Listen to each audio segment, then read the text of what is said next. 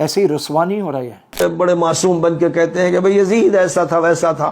یزید کو کس نے پالا تھا، کس نے پوسا تھا، کس گھر میں شراب کی خرید فروخت ہوتی تھی، وہ تفصیل سے میں بڑے بڑے علماء محدثین کے اقوال میں بیان کر چکا ہوں کہ معاویہ کے یہاں شراب کی خرید فروخت ہوتی، معاویہ کا سود جائز تھا، معاویہ کے یہاں ریشم کے کپڑے پہنے جاتے تھے، معاویہ کے یہاں صحابہ کی گردنیں کاٹی جاتی تھی، معاویہ کے یہاں حضرت علی کو گالی دی جاتی تھی، حضرت فاطمہ جو خواتین جنت کی سردار ہیں ان کو گالی بکی جاتی تھی، حسین و حسن کو قتل کروایا اور دھمکیاں دی اور ان کو گالیوں سے نوازا جاتا تھا۔ وہ گھر تھا جہاں یہ ہوتا تھا۔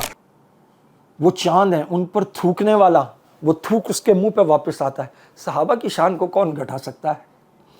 ان کی شان کو کیا فرق پڑتا ہے؟ اس کا جنازہ ذلیل ہو رہا ہے اور یہ ساری عمر ہوگا۔ الحمد للہ والصلاۃ لأہلہا اما بعد۔ سید سلیمان حسینی ندوی انڈیا میں انتقال کر گئے۔ اس پر ایک بڑی بحث یہ چھڑی کہ ان کے لیے دعائے مغفرت کی جائے یا نہ کی جائے۔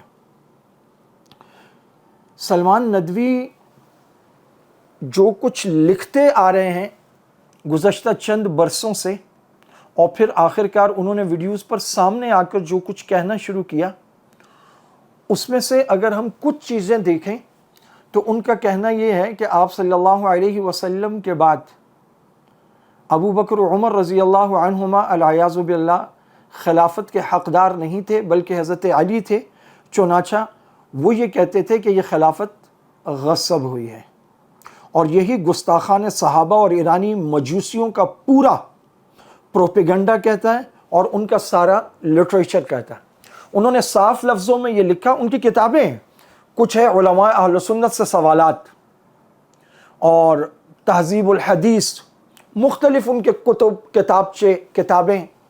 انہوں نے کہا حضرت ابو ہریرہ رضی اللہ تعالیٰ عنہ جو تمام راویان حدیث میں سب سے بڑے راوی ہیں، تعداد کے لحاظ سے سب سے زیادہ احادیث مبارکہ ان سے مروی ہیں، ان کے بارے میں کہا کہ سرکاری مولوی تھے، کچھ احادیث گول کر گئے۔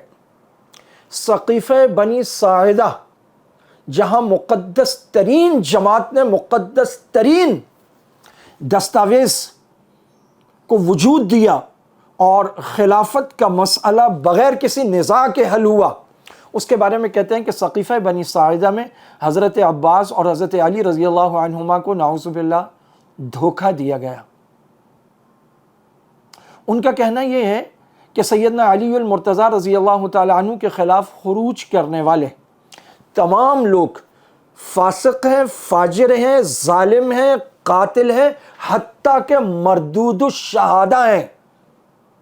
اور یہ وہ چیزیں جو خود سیدنا علی المرتضیٰ رضی اللہ تعالیٰ عنہ نے بھی نہیں فرمائی، اور صحابہ میں سے کسی نے کی، صحابہ کی بہت بڑی تعداد اس وقت موجود تھی۔ یہ بات کسی نے نہیں کہی جو یہ شخص 1300-1400 سال بعد کہہ رہا ہے۔ اس پر مشاجرات صحابہ کہا جاتا ہے اسے، اور اس پر تمام علمی ابحاث اس سے پہلے موجود ہیں۔ قرآن کریم میں تو اللہ رب العزت نے فرمایا نا کہ ہم سب سے راضی ہو گئے، رضی اللہ عنہم ورضوا عنہ، وہ اللہ سے راضی، اللہ ان سے راضی۔ سلمان ندوی نے کہا مجھے کہتے ہوئے اس آدمی کو ڈر نہیں لگا؟ اس نے کہا کہ معاویہ اس امت کا فرعون تھا۔ پھر اس نے کہا کہ حضور نے کہا اگر معاویہ کو تم میرے منبر پر دیکھو تو قتل کر دو۔ پھر اس نے کہا کہ معاویہ کے گھر میں شراب چلتی تھی اور شراب کی خرید و فروخت ہوتی تھی۔ پہلے تو کہا کہ یزید شرابی ہے، تو وہ تو جو بھی معاملہ تھا وہ یزید کا معاملہ ہے، ہم نہ یزید کے وکیل ہیں نہ ہمیں اس سے کوئی غرض ہے۔ لیکن کہا کہ معاویہ کے گھر میں شراب کی خرید و فروخت ہوتی تھی، ریشم پہنا جاتا تھا اور لیا جاتا تھا، سونا استعمال ہوتا تھا، اور وہ سر عام سیدنا امیر معاویہ رضی اللہ تعالیٰ عنہ کو جہنمی لکھتا رہا، کہتا رہا صراحتاً، اس نے کسی کی شرم نہیں کی۔ آج جب وہ مرا ہے تو کہتے ہیں کہ اپنے مردوں کا اچھا ذکر کرو، یہ حدیث ہے، بلا شک و شبہ یہ حدیث ہے۔ اس پر ایک بہت بڑے عالم پاکستان سے انہوں نے فرمایا، اور مولانا سلمان بجنوری نے انڈیا سے بھی فرمایا، انہوں نے کہا یہ انسان کی ذاتی جو کمیاں ہیں، کوتاہیاں ہیں، بدعملیاں ہیں، ان کے بارے میں ہے کہ اگر اس کی کوئی بدعملیاں تو انتقال ہو گیا اس کا، اب اس کی بدعملیوں کا چرچا کر کے تم کیا کرو گے؟ تو ان کی اچھائیاں ذکر کرو، برائیاں ذکر نہ کرو. لیکن یہ جو فکری گمراہیاں ہیں، جو نظریاتی گمراہیاں ہیں، اور وہ بھی ان لوگوں کی جو مقتدا ہوں، جو رہنما ہوں، جن سے لوگ سیکھتے ہوں. اگر ہم یہ کہیں کہ دارالعلوم دیوبند کے بعد دینی علوم کی طرف نسبت رکھنے والا سب سے بڑا اور مشہور ادارہ اگر انڈیا بر صغیر پاک و ہند میں کوئی ہے تو وہ ندوۃ العلماء ہے. یہ نمونہ وہاں موجود تھا. جو صحابہ کو جہنمی کہے، قرآن کریم میں اللہ تعالیٰ فرماتے ہیں وہ سارے کے سارے جنتی ہیں. اللہ تعالیٰ فرماتے ہیں اولئک هم الراشدون اولئک هم الفائزون اولئک هم المؤمنون حقا رضی اللہ عنہم ورضوا عنہ اولئک الذین امتحن اللہ قلوبهم للتقوى لهم مغفرہ والزمهم کلمۃ التقوى وكانوا احق بها واهلها. تمام امت یہ کہتی ہے کہ حضرت معاویہ رضی اللہ تعالیٰ عنہ دروازہ ہیں، اس دروازے کی حفاظت کرو. اس شخص نے ایرانی مجوسیوں کے افکار ایک مسلمان کے روپ میں پیش کیے. وہاں انڈیا سے پتہ چلا کہ دارالعلوم دیوبند کے کسی بڑے عالم دین نے، میں جان بوجھ کے نام نہیں لے رہا، وہاں فون کیا اور پوچھا کہ آخر میں تائب ہوئے، کوئی ندامت؟ انہوں نے کہا نہیں کوئی ندامت نہیں، وہ تو آخر تک حضرت معاویہ کو برا کہنا اور ان پر طعن و تشنیع جائز سمجھتے تھے. تو استاد صاحب نے فرمایا کہ اچھا اگر توبہ کی خبر آتی تو ہم ان کے لیے ایصال ثواب کر دیتے. تو وہاں تو بات یہ ہو رہی ہے کہ ایصال ثواب تک نہ کیا جائے، یہاں لوگ مغفرت کی دعائیں کروا رہے ہیں. آپ بات یہ ہے کہ اگر آپ اس آدمی کے لیے مغفرت کی دعائیں کرتے ہیں، اس کو ہلکا لیتے ہیں، تو آپ امت کو یہ بتا رہے ہیں کہ جو صحابہ پہ بھونکتے ہیں، جو زبان تان دراز کرتے ہیں، ان کے لیے ان کے جنازے بھی ہو سکتے ہیں، ان کی مغفرت کی دعائیں بھی ہو سکتی ہیں. قرآن کریم کی صراحتاً خلاف ورزی ہے کسی ایک صحابی کو جہنمی کہنا.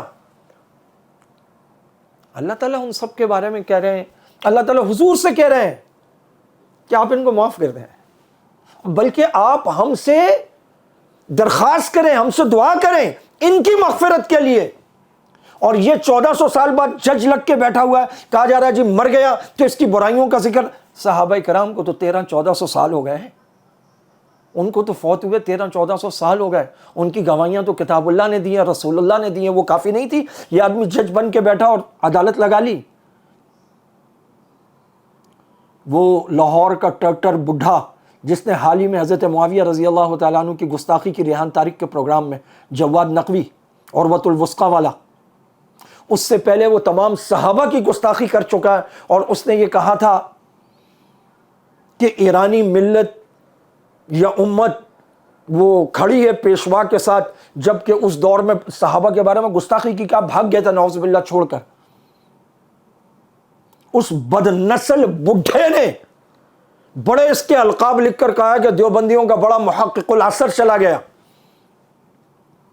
اس کے علاوہ اور بھی کئی لوگ ہیں، وہ گستاخان صحابہ، منکرین قرآن، جو اس کے مرنے پر تعزیت کا اظہار کر رہے ہیں. وہ جیسے کہا تھا نا اذا اتت کا مذمتی من ناقص فہذا دلیل بانی کامل، جب کوئی چریا قسم کا چھچھورا ہلکا آدمی میری مذمت کر رہا ہوگا تو یہ اصل میں اس بات کی دلیل ہے کہ میں کامل ہوں. جب دشمنان صحابہ اور گستاخان صحابہ تو میں وقت کا خطیب علامۃ الدہر اور محقق دورہ مان رہے ہوں، یہ اس بات کی دلیل ہے کہ تمہارے پاؤں لڑکھڑا گئے. ہمیشہ سے ان کے انداز میں نخوت تھی، تکبر تھا. آپ کسی صحابی کے بارے میں جب یہ لفظ کہیں گے کہ نعوذ باللہ سرکاری مولوی تھا، حدیث گول کر گیا، تو کس قدر حقارت ہوگی آپ کے دل میں صحابہ کی. اور یہ اب سے نہیں ہے، کوئی ایک آدھ دو ویڈیوز کی بات نہیں ہے، یہ تو وہ دیدہ دلیر آدمی ہے کہ اس نے اس کے وہ مندرجات حضرت شیخ الاسلام تک پہنچے، انہوں نے اس کو جواب بھی دیا. اس نے کہا کہ قرآن کے پاروں کی ترتیب بدلی جائے، یہ جو ترتیب ہے اس میں معانی ابھی مکمل نہیں ہوئے ہوتے کہ پارا مکمل ہو جاتا ہے، تو یہ تو قرآن کی ترتیب میں تبدیلی کی بات کر رہا ہے. اور یہی بات ایرانی مجوسی گستاخان صحابہ منکرین قرآن کرتے ہیں. اس نے گستاخان صحابہ کو، منکرین قرآن کو، منکرین زکوٰۃ کو راستہ دیا، طاقت دی، ہمت دی، کندھا فراہم کیا. اور کہنے والے اٹھ کر کہنے لگے کہ دیکھو یہ تو مسلمانوں میں سے، اہل و سنت میں سے علماء اٹھ کر تحقیق کر رہے ہیں، اور تحقیق کے نام پہ وہ خباثتیں، وہ رذالتیں، وہ بدبختیاں، وہ شقاوتیں. ندوۃ العلماء کے نام کو ڈبویا، اس کا بیڑا غرق کر دیا. رہی صحیح عزت خاک میں ملا دی. میں کہہ رہا ہوں رہی صحیح پوری تو پہلے بھی جتنی ہے سب کو پتا ہے. اس بات میں کس بحث کی ضرورت ہے کہ اس کے لیے دعائیں یہ وہ لوگ ہیں ان تستغفر لهم او لا تستغفر لهم ان تستغفر لهم 70 مرة فلن يغفر اللہ. صحابہ کو گالیاں دینے والا, صحابہ کو جہنمی کہنا, یہ میں کیا کہوں. ابھی آپ ہوتے کون ہیں جن کے قرآن گواہیاں دے آپ ان کو جہنمی کہہ رہے ہیں؟ جو ان کے عقائد اور نظریات اٹھا کر دیکھیں, یہ آدمی بدبختی کی آخری انتہاؤں پر پہنچا ہوا تھا. ایسے آدمی کے لیے کہا کہ دعائیں مغفرت, لیکن پھر بھی اگر کسی کو لگتا ہے کہ اس کی دعائیں مغفرت سے یہ بچ سکتا ہے تو کریں. یہ بتائیے جب کوئی شخص خودکشی کرتا ہے تو کیوں منع کیا جاتا ہے کہ علماء, معزز لوگ, معززین علاقہ بڑے اس کے جنازے میں نہ جائے؟ شریعت منع کرتی ہے تاکہ اس شخص نے جو فعل بد کیا ہے اس کی حوصلہ شکنی ہو, جو لوگ دیکھیں وہ عبرت پکڑیں, وہ کہیں یار خودکشی نہیں کرنی چاہیے, بڑا گندا کام ہے, دیکھو لوگ جنازے تک میں نہیں آتے. کہا چند غیر معروف لوگ اور قریبی رشتہ دار بٹھی کے جنازہ پڑھیں اور دفنا دیں. یہ شخص صحابہ کو گالیاں دیتا رہے, ان کو جہنمی کہتا رہے, قرآن کریم کی ترتیب بدلنے کی سعی کرتا رہے. اسی جیسا ایک اور تھا, وہ وسیم نام تھا غالباً اس کا, اوقاف بورڈ کا ممبر تھا انڈیا میں, وہ بھی گستاخان صحابہ میں سے تھا. اس نے تو نیا ورژن ہی نکال دیا, اور ورژن تو انہوں نے نجف اشرف میں اپنا بھی نکال دیا ہے, باقاعدہ چھاپ دیا ہے. یہ کہہ رہے یہ ہے وہ مصحف جو حضرت امام علی کے پاس تھا.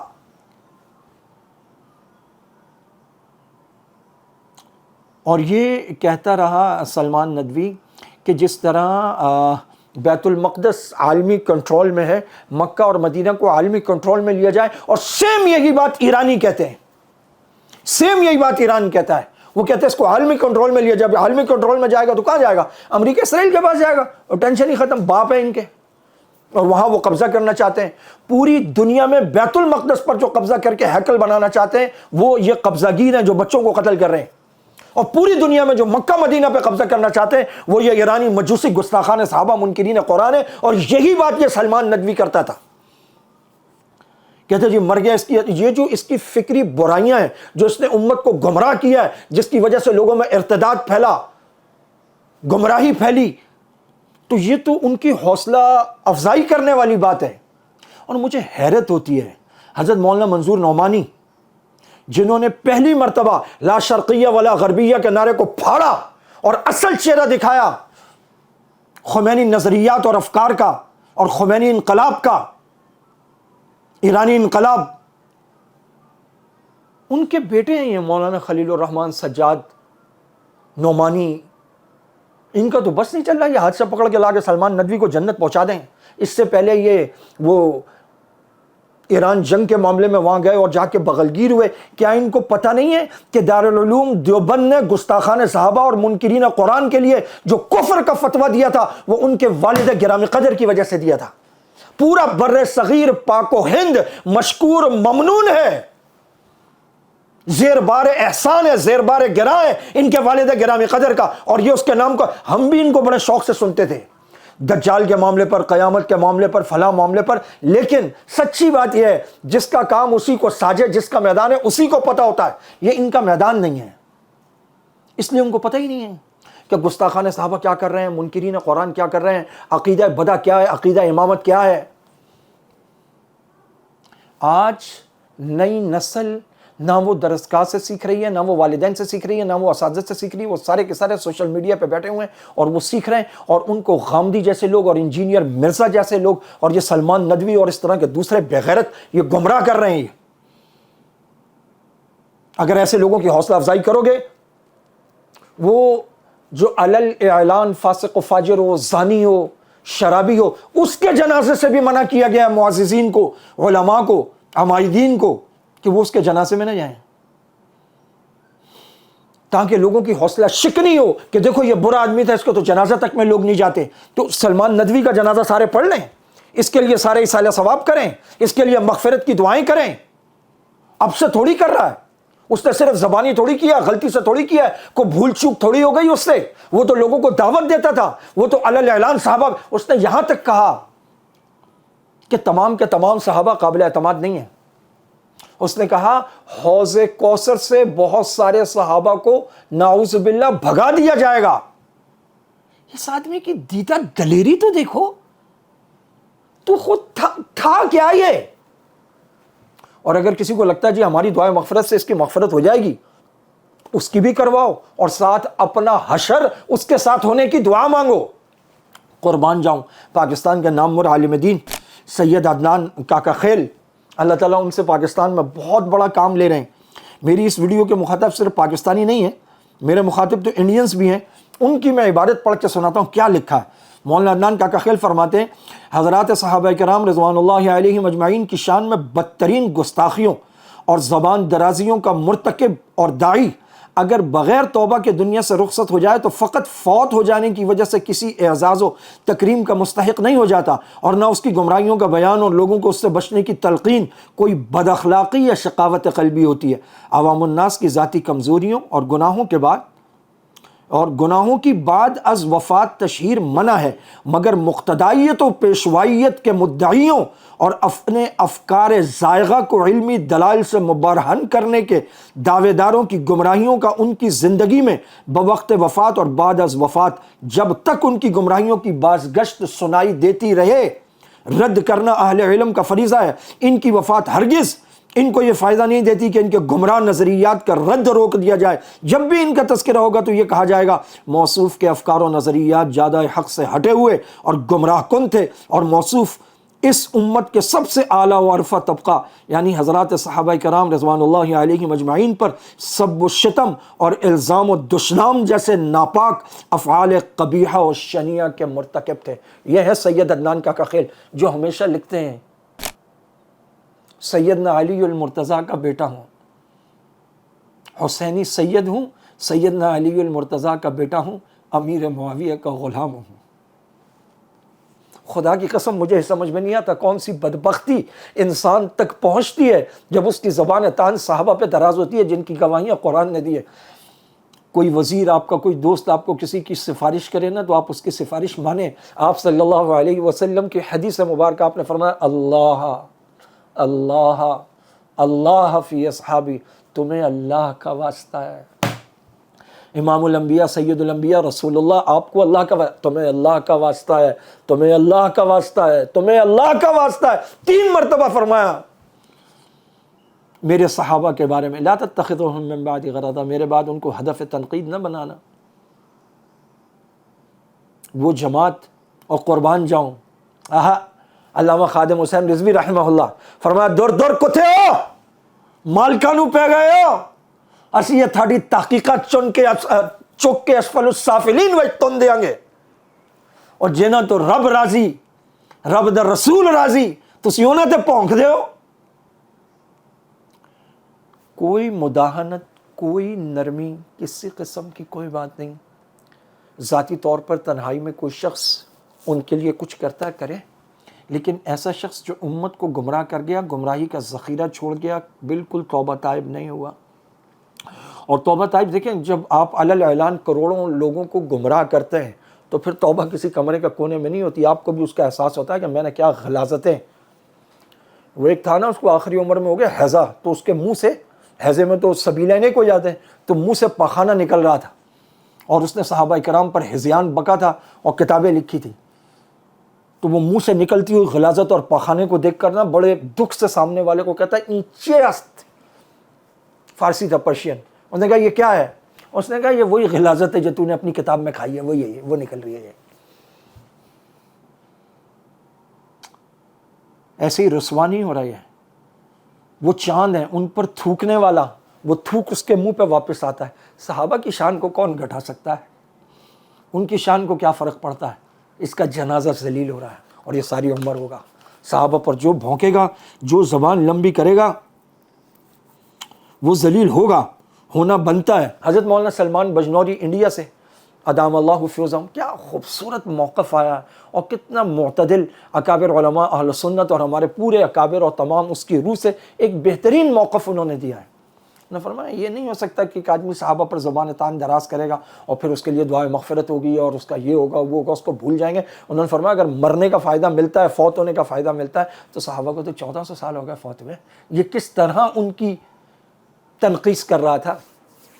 تلک امۃ قد خلت لہا ما کسبت ولکم ما کسبتم ولا تسألون عما كانوا يعملون. یہ تھی ایک امت، یہ گزر گئی. اللہ تعالیٰ تم سے نہیں پوچھیں گے کہ انہوں نے کیا کیا، اللہ تم سے پوچھیں گے تم نے کیا کیا. تو سلمان کیا بتاؤ گے کہ میں ابو بکر و عمر پہ بھونکتا رہا، میں ابو ہریرہ کی تنقیص کرتا رہا، میں امیر معاویہ کو جہنم کے ٹکٹ دیتا رہا. تو پہنچ، تیرا انتظار کیا چیز کر رہی ہے پتہ چلے گا. صحابہ کے معاملے میں اب امت کو بالکل کلیئر ہونا چاہیے. اس وقت جو کچھ ایران کر رہا ہے، اس وقت جو کچھ اسلامی ملکوں میں دہشت گردی ہو رہی ہے، جو اس وقت قبضہ گیر کر رہے ہیں، اس سب کے بعد امت کو یہ اس طرح کی باتیں چھوڑ دینی چاہیے. ہم بالکل کلیئر ہیں. جو صحابہ کے معاملے میں زبان طعن دراز کرتا ہے، تنقیص کرتا ہے، توہین کرتا ہے، گستاخی کرتا ہے، کمی کرتا ہے، کچھ بھی کرتا ہے، ایسا آدمی ناقابل معافی ہے. یہ گستاخان صحابہ کی صف میں کھڑا ہے اور زیادہ تکلیف انہی کو ہو رہی ہے، انہی کے زیادہ تعزیتی پیغام آ رہے ہیں. تو بس ان کے ساتھ کھڑا، جو ان کے ساتھ کھڑا ہے تو ان کے ساتھ کھڑا ہے. باقی رہ گیا ندوۃ العلماء. ندوۃ العلماء کے بہت سارے علماء دنیا کے باہر کے جن ممالک میں پائے جاتے ہیں، آپ جا کر ان کی اولادیں دیکھ لیں، ان کا رہن سہن دیکھ لیں، آپ کو اندازہ ہو جائے گا کہ کتنی دین سے وابستگی ہے. یہ اخلاص اور للہیت ایک الگ چیز ہوتی ہے. جب بڑوں میں یہ چیز نکل جائے تو پھر نیچے والوں میں صرف دنیا جاہ طلبی رہ جاتی ہے، اس کے علاوہ کچھ نہیں رہ جاتا. اس لیے وہ اور وہاں سے نکلنے والے وہاں کے فیض یافتہ اگر وہ اس معاملے میں